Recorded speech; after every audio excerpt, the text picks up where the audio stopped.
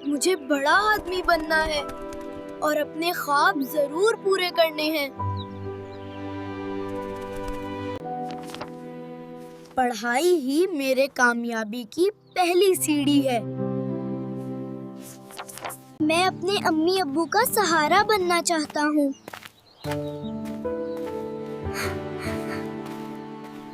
मैं हर दिन कुछ नया सीखने जा रहा हूँ। चाहे जितना भी मुश्किल हो, मैं हार नहीं मानूंगा।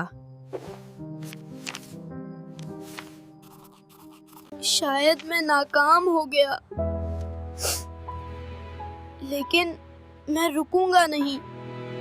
मैं जरूर कामयाब हूँगा, बस मेहनत जारी रखनी है।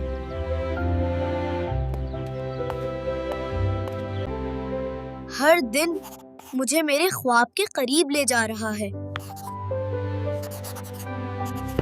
ये मेरी मेहनत का नतीजा है।